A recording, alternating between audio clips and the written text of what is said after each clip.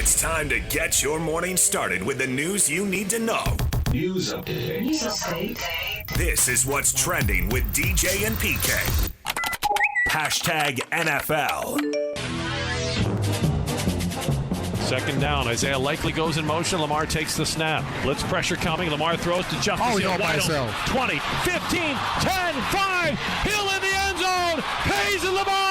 And the Ravens have knocked out the Giants. Going to roll out to his right. Allen's going to throw it to Davis, and he's into the end zone for a 5-yard touchdown reception. Allen with his second passing touchdown of the game. This is going to be a double pass. They throw it, complete it, throw it back to Richardson. It's going to be intercepted. Intercepted Nick Bonito. Bonito to the end zone. Touchdown, Denver. 50 yards on the pick six. First and 10 play. They swing it on the near flat with a screen. Worthy 15, 10, downfield block, touchdown! Kansas City on a swing screen to the near side to Xavier Worthy. Snap to Love. Has time. Lofts it middle of the end zone for Dobbs. Diving grab. Touchdown. Oh, what a play. What a throw. What a catch. Romeo Dobbs. Highlights from around the National Football League, an intriguing weekend. What does it all mean, if anything, or it was just a lot of fun in December, and January will be a totally different deal. Mahomes' injury, that could mean something, PK. The dreaded high ankle sprain. He was limping off the field. The Chiefs look great. As long as they've got Mahomes, they're going to, Now, they only have to win 2 of their last 3 to get the number 1 seed, and maybe they don't even need the number 1 seed, although that would get them a bye and get them a week off. Mahomes healthy in a month? That's all we care about? Do you care now? Do I care now Yeah. about Mahomes? Yeah, for sure. I always care about Mahomes. Chiefs are going to try to hold off the Bills here in the final 3 games. The Bills, they've got all kinds of awesome numbers. They've now snapped 2 teams' 9-game winning streaks, which has never been done. And they've scored 30 in 8 straight games, which has never been done. But, man, in a thrilling win over the Lions, 48-42, but they gave up 42 1 week after they gave up 44 to the Rams. Defense wins championships, we've been told. Can we ignore that, or the Bills just set up for heartbreak? Because this defense isn't good enough, even though the offense is spectacular. Well, I'm going to take the Chiefs until I see them lose. So if that's your definition of heartbreak, then I guess so. But, yeah, to me, the Chiefs are the favorite as long as Mahomes is ready to go. But there's several teams, and this is an awesome situation here in the NFL because I think you've got, I don't know, off the top of my head, 5, 6 teams that I could see winning it. I'd have to go through and count them all. I haven't done that, but just thinking to myself out loud, basically, any of these teams are capable of winning it. There's 7 teams that already have 10 wins. I'm going to say you don't believe in the Steelers to win it all. Good team, but they don't have enough to get through all of this. But you believe? I'd go KC, Baltimore, Buffalo. Baltimore, the Ravens, really? Okay. Oh, yeah, Lamar Jackson. And the Bills? Yeah, so sure. 3 teams in the AFC could do it? And then, you've got Green Bay on the other side, Detroit, Tampa Bay's coming on a little bit. I'm probably missing somebody. Philadelphia and Minnesota. Philadelphia, yeah, okay, there you go, Philadelphia, Minnesota. You believe in Minnesota? Probably the least. Because you haven't seen Sam Darnold do it in the playoffs. They're 11-2, playing Right. tonight, and they've already clinched a playoff berth.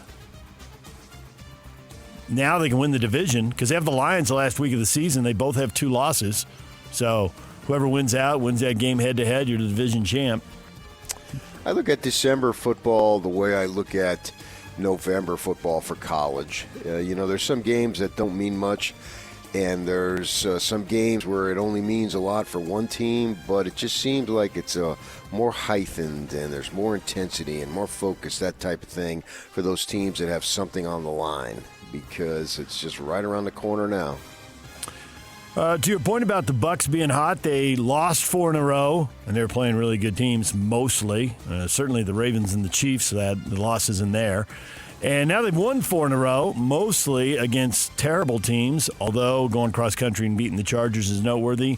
And they got a schedule they could win out. So 11-6 Tampa Bay, division champs. That could happen. I think that they're a good team, but it's hard to believe they're going somewhere in the playoffs given some of the teams they're going to run into there.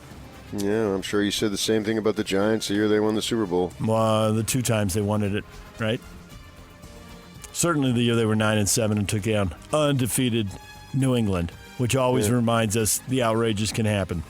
Bucks were down in that game and scored 30 straight points to beat the Chargers. That was a remarkable turnaround, as was the turnaround in Denver where the Broncos scored 24 in a row, dropping the ball at the goal line. Jonathan Taylor, he drops it at the 1, rolls into the end zone and out for a touchback. Huge momentum shift, and then you heard the trick play, which got read and intercepted. Well, it wasn't intercepted officially. It was a fumble, but nonetheless, of a turnover and 6 points going the other way. 2 huge momentum-shifting plays there to give the Broncos another win. Bizarro plays. Monday Night Football, we got 2 games tonight. Got the Bears and the Vikings tonight on ABC and the Falcons and the Raiders on ESPN. DJ and PK. Hashtag college football. It is my honor to announce that the 2024 Heisman Award goes to Travis Hunter. I want to thank Coach Prime, Shador. Man, y'all changed my life forever. That one simple phone call, Shador, look at where I'm at. Man, that's crazy, bro. It's crazy. I'm trying not to get emotional because I know our last game coming up soon. But I'm thankful for both of y'all. Coach Prime, I'm going to whoop you on that late tomorrow or whenever we get the chance. But thank you, man. You changed my life forever. I told you that multiple times. Travis Hunter winning the Heisman Trophy. He had already won the position awards to go to the best defensive, best cornerback, and the best wide receiver. And now he wraps it up with the Heisman Trophy as well. And guess who BYU is going to play in the bowl game, PK? Colorado, I believe. A little more hype on the Alamo Bowl. Have the Heisman Trophy winner to promote. Navy beats Army 31-13 at South Alabama. There was a bowl game. We had a bowl game already. I had no idea. Channel surfing. Couldn't believe. What is this game? South Alabama beat Western Michigan. So the bowl season is here, people. No bowl games tonight. We're back at it tomorrow. Notre Dame's playing Friday night, and their coach Marcus Freeman has a long-term contract. Indiana and Notre Dame, both 11-1, open the college football playoff with a first-round game Friday night. Freeman gets 6 years, believed to be a 4-year extension, but he's already got 2 years left on a deal, so he's now signed for a total of 6 years, but haven't seen the details yet. It's a private school, so it's a little murky. It's not like a public school where you can get the contract and know all the details. But expected to make him one of the highest-paid coaches in the country. DJ and PK.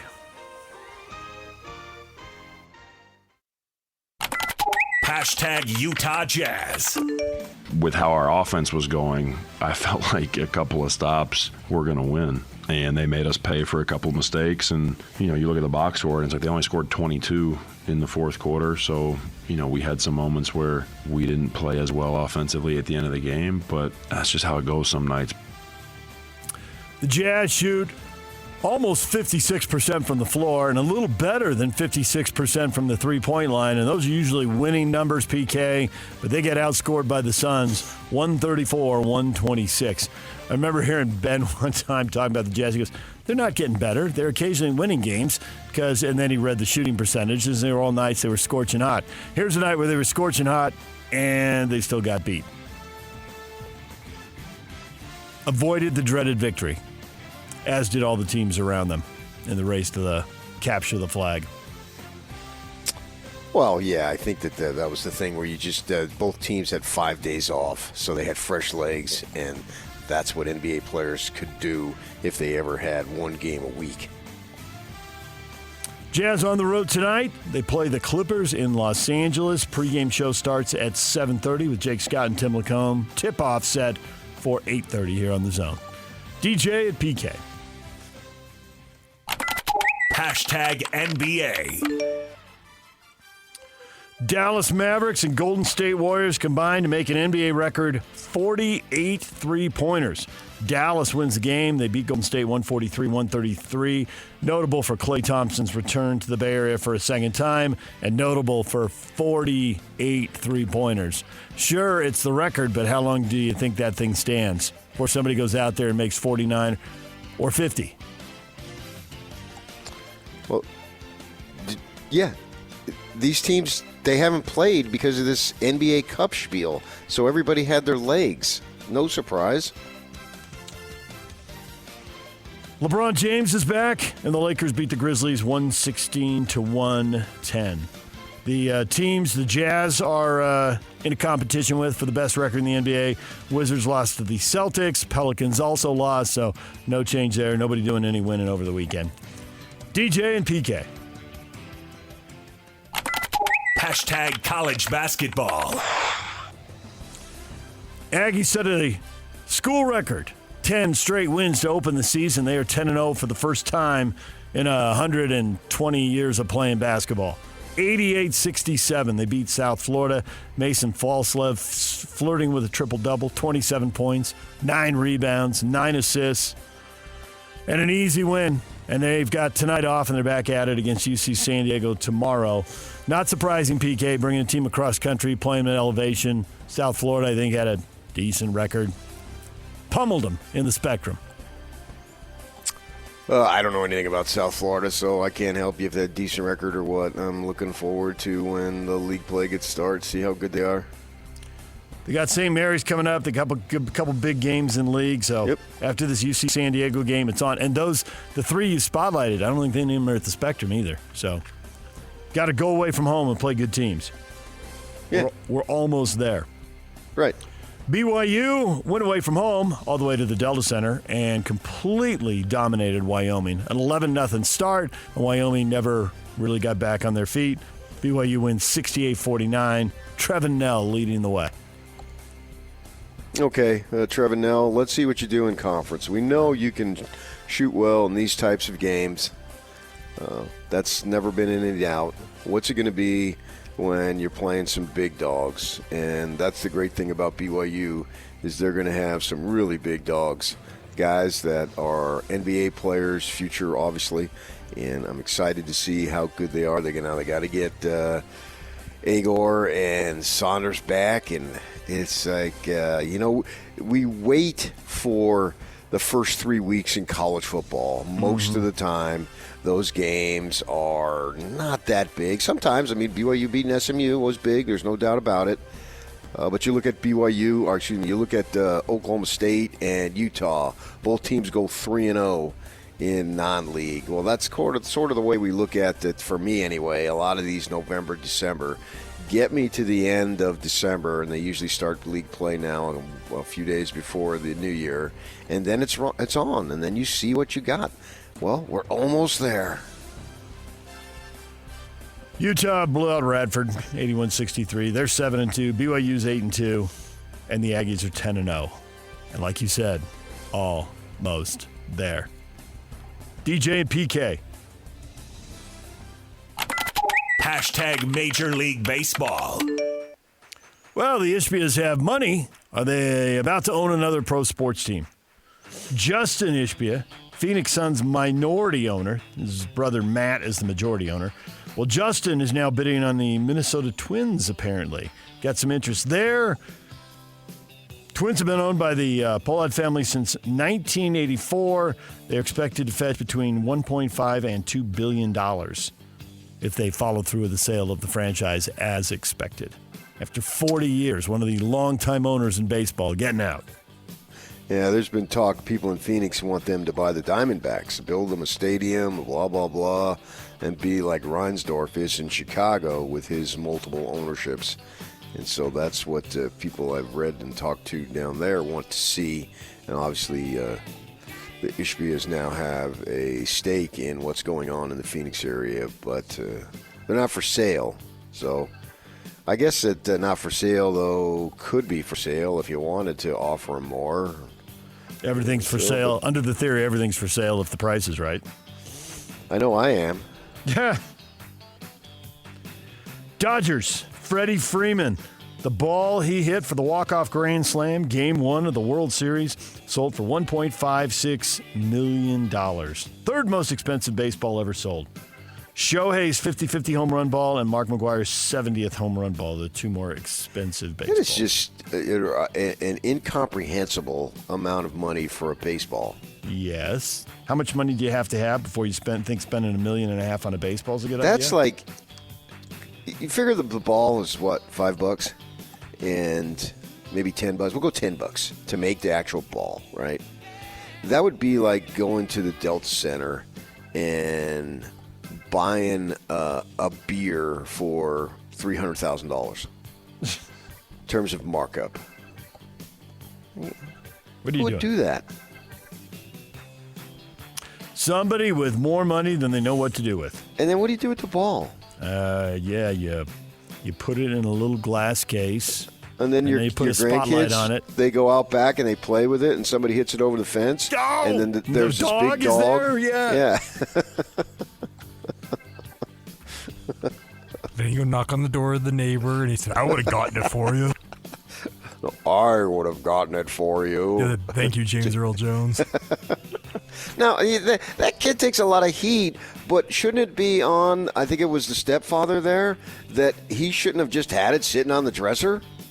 Yeah, way to go, Dennis Eckersley. Yeah. Whose fault really is it?